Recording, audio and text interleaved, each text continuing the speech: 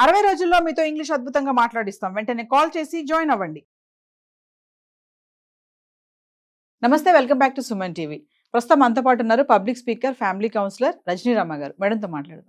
నమస్తే మ్యామ్. నమస్తే నవీన. మ్యామ్, ఈ రోజులో చూసుకుంటే 60 ఇయర్స్ 70 ఇయర్స్ 80 ఇయర్స్ పైన పడిన వాళ్ళు, అంటే పిల్లలంతా సెటిల్ అయిపోయారు, వాళ్ళకి ఇంకా మనవాళ్ళు మనవరాళ్ళు అందరూ కూడా ఒక స్టేజ్ లో ఒక దగ్గర ఉంటున్నారు. వీళ్ళు కొంచెం ఎలోన్ అయిపోతున్నారు ఆ ఏజ్ లో. అంటే వీళ్ళ దగ్గర ఎవరు ఉండరు కదండి, వాళ్ళ ఉద్యోగాలు, పిల్లలు, స్కూళ్ళు, చదువులు అవన్నీ కూడా వీళ్ళు రమ్మంటే మా దగ్గర ఉండండి అంటారు, కానీ వాళ్ళు వచ్చి వీళ్ళ దగ్గర ఉండరు. కానీ వీళ్ళకి ఎంత మంది ఉన్నా కూడా భర్తకి భార్య, భార్యకి భర్త తోడు అనేది ఖచ్చితంగా అవసరం.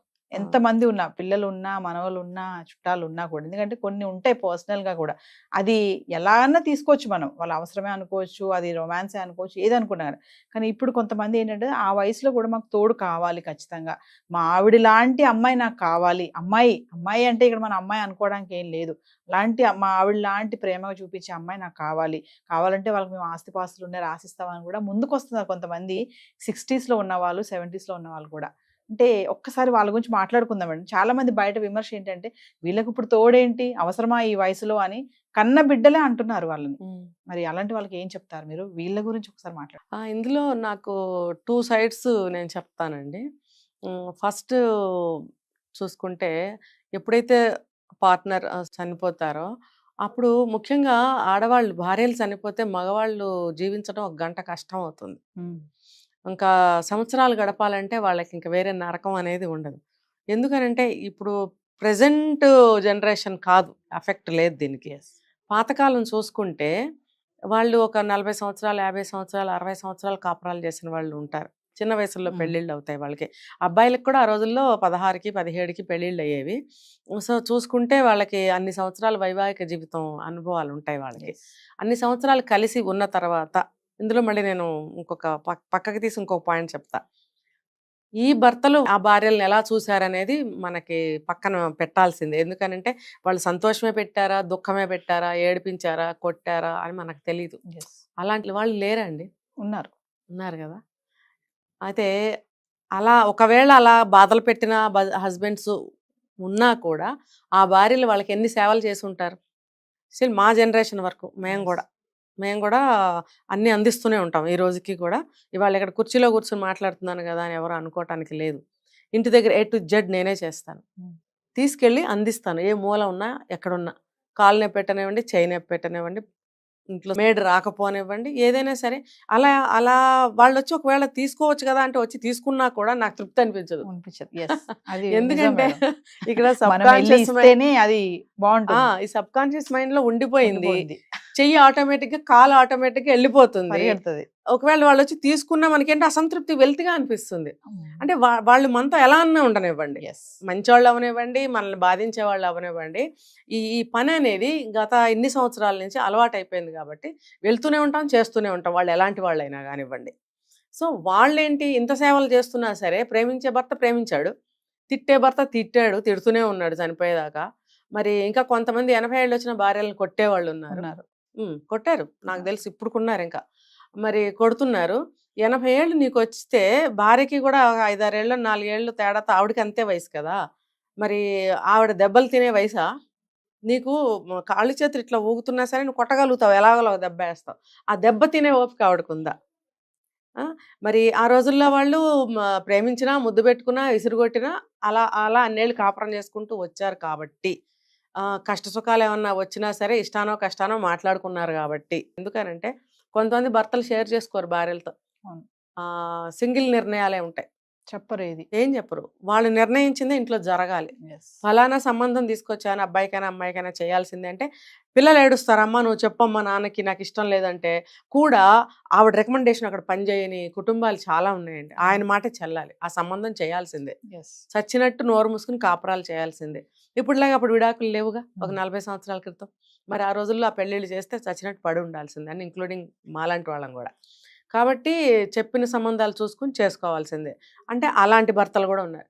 మళ్ళీ ఏమో మన అబ్బాయికి ఏ సంబంధం చేద్దాము, ఇది బాగుంటుందంటావా, అమ్మాయికి నీ లక్షణాలు ఉంటే బాగుంటాయి కదా అని సంప్రదించిన భర్తలు కూడా ఆ రోజులు ఉన్నారు. అంటే అలాంటి వాళ్ళు, ఇలాంటి వాళ్ళు, ఎలాంటి భర్తలు ఉన్నా సరే ఆ భార్యలు అనేవాళ్ళు వాళ్ళతో జీవితం సాగించారు, ఆ భర్తలు కూడా ఆ భార్యలతో జీవితాలు సాగించారు. కాబట్టి ఆ బాండ్ అనేది స్ట్రాంగ్. ఇప్పుడు ఏదన్నా కొన్ని షేర్ చేసుకోకపోయినా కనీసం సేవల ద్వారానైనా ఆ బాండ్ అనేది ఉండింది. ఉంటుంది. షేర్ చేసుకున్న భర్తలు ఉన్నారనుకోండి, అప్పుడు మన భార్య పోయింది సడన్ గా, ఇంకా ఆ మనిషి బ్రతకలేడు. చాలా ఎలా కష్టం. చూసుకున్నా బ్రతకలేరు వాళ్ళు. లేరు. తిట్టి కొట్టే భర్త బ్రతకలేడు, ఆ! ఆ ప్రేమగా గుండెల్లో పెట్టుకుని చూసుకున్న భర్త బ్రతకలేడు, ఎందుకంటే ఆ బాండ్ బాండింగ్. ఎస్. సో అటువంటి బాండింగ్ లో ఉన్న వాళ్ళు సడన్ గా భార్య పోతే ఉండలేరు. అటువంటి వాళ్ళని మళ్ళీ ఇటు పక్కకు వస్తాను నేను. పిల్లలు ఇద్దరు, ఆ రోజుల్లో వాళ్ళకి ఎక్కువ మంది పిల్లలే ఉంటారు, కనీసం ముగ్గురు ఉంటారు. ముగ్గురు పిల్లలు ఉన్నప్పుడు ముగ్గురు పిల్లలు కూడా ఉద్యోగరీత్యా కానీ వ్యాపారాల రీత్యా కానీ దూర ప్రాంతాల్లో ఉన్న ఊళ్ళో ఉన్న వాళ్ళ ఫ్యామిలీస్తో వాళ్ళకి సరిపోతూ వీళ్ళని చూడలేకపోతున్నారు. ఇప్పుడు ప్రజెంట్ జనరేషన్ చూసుకుంటే పిల్లలు బయటకు వెళ్తున్నారు, అబ్రాడ్కి వెళ్తున్నారు. ఇప్పుడు మా ఏజ్ వాళ్ళని చూసుకుంటే భార్యాభర్తలు మాత్రమే ఉంటున్నారు చాలామంది. ఇప్పుడు ఈ వీళ్ళని పక్కన పెడితే మా జనరేషన్ అంటే మా తల్లిదండ్రులు అనుకోండి, మేమే అబ్రాడ్స్ వెళ్ళిపోయాము, ఇక్కడే ఉన్నాం కదా, చుట్టుపక్కలే ఉంటాము, కాకపోతే ఇంకొక ఊర్లో ఉంటాము. ఉన్నప్పుడు వాళ్ళని చూసుకోగలగాలి. లేదు వాళ్ళు కూడా సక్రమంగా వచ్చి ఉంటామంటే ఉంచుకొని చూసుకోవాలి. ఒకే ఊర్లో ఉంటుంటే గనక అందరూ కలిసి ఒక చోట ఉండే ప్రయత్నం చేయాలి. అందరంటే ఎవరు, ఆ సింగిల్ పర్సనే కదా, ఆ ప్రయత్నం చేయాలి.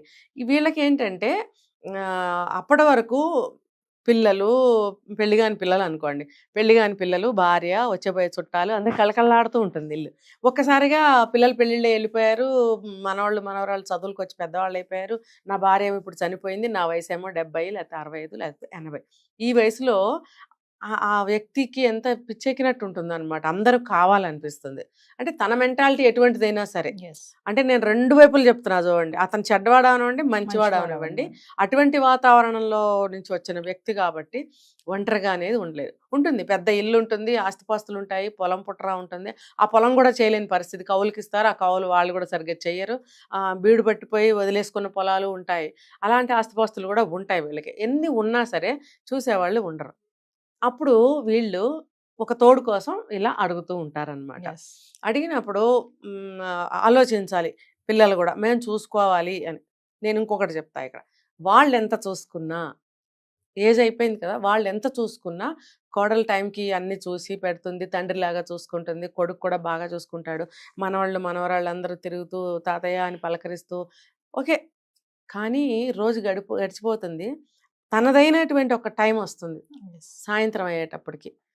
అందరూ ఎవరి పక్షులు గూళ్ళకి వెళ్ళిపోయినట్టు వాళ్ళ వాళ్ళ పనుల్లో నిమగ్నం అయిపోతారు, భోజనాలు అయిపోతాయి, ఎవరి రూమ్లో వాళ్ళు వెళ్ళిపోతారు, చదువుకున్న వాళ్ళు చదువుకుంటారు, నిద్రపోయే వాళ్ళు నిద్రపోతారు. మళ్ళీ ఈయనకి తనదైనటువంటి ఒంటరి సమయం వస్తుంది. అప్పుడు ఈయనకేమనిపిస్తుంది, గతంలో పొద్దుటి నుంచి రాత్రి వరకు జరిగిన విషయాలన్నీ ఒక మంచి భర్త అయితే షేర్ చేసుకుని ఉన్నాడు ఎస్. కదా.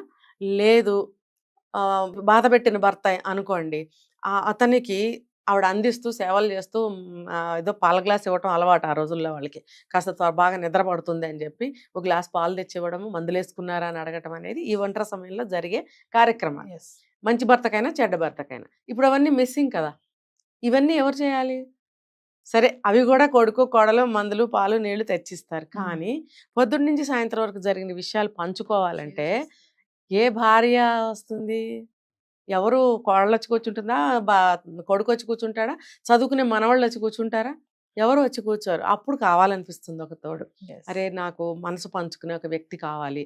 దాన్నే ఏమంటారంటే తోడు తోడు అంటారు. మగవాడికేమో తోడు అంటారు, ఆడదానికేమో నీడ అంటారు.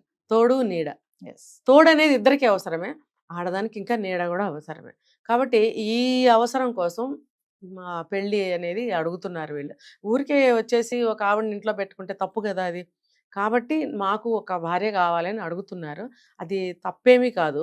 ఇంకోటి ఫ్యామిలీ సభ్యులు కూడా ఆ రకంగా ఆలోచించగలగాలి. ఆయనకి మనసు పంచుకోవడానికి పక్కన ఒక ఒంటరిగా పడుకోలేరు, రాత్రిపూట ఏదైనా ఇబ్బందులు వస్తాయి, దగ్గు వస్తుంది, లేకపోతే గబుక్కుని గుండెల్లో పట్టినట్టు అవుతుంది, బాత్రూమ్కి లేవాలంటే తూలు వచ్చి పడిపోవచ్చు.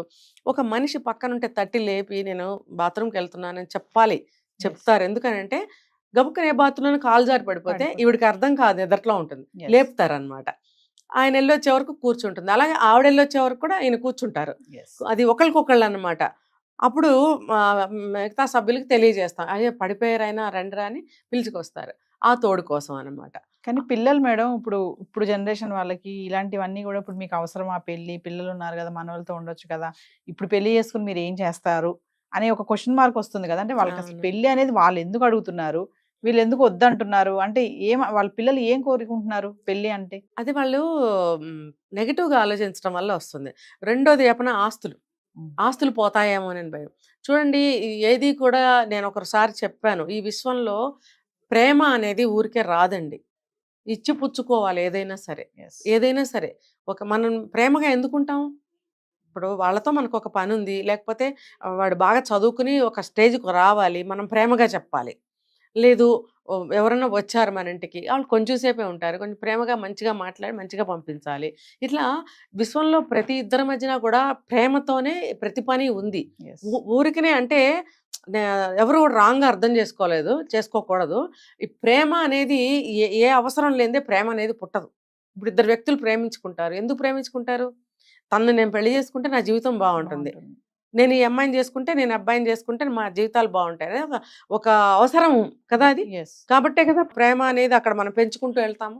లేకపోతే మనిద్దరం కలిసి ఉందాం అని చెప్పి దెబ్బలాడేస్తే కలిసి ఉంటామా? లేదు. ప్రేమతోనే సాధిస్తాం. ప్రేమ అనేది ఒక సాధనం. ఎస్, కాబట్టి ఆ సాధనంతోటి మనం సమకూర్చుకోవాలి ఏదైనా కూడా.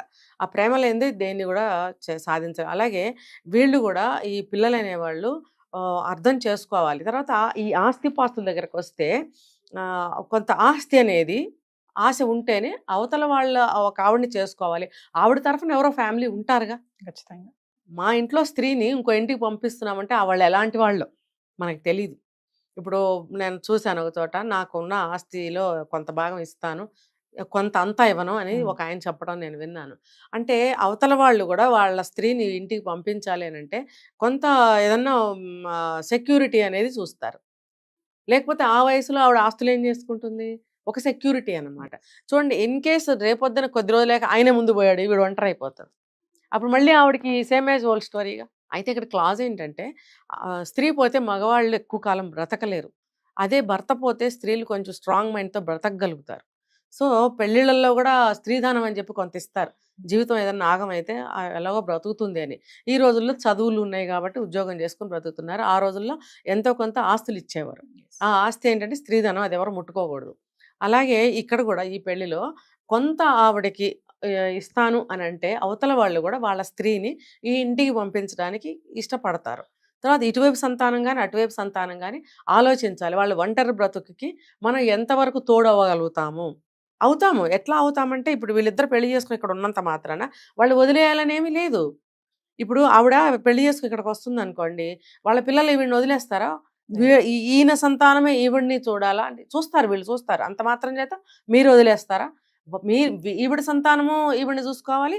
ఆయన సంతానము ఈయన చూసుకోవాలి. వీలైతే ఇద్దరు సంతానాలు కలిపి వీళ్ళిద్దరిని చూసుకోవచ్చు. తల్లిదండ్రుల్లాగా చూసుకోగలిగిన రోజు వచ్చినప్పుడు ఈ పెళ్ళిళ్ళకి స్వాగతం. Yes, thank you ma'am.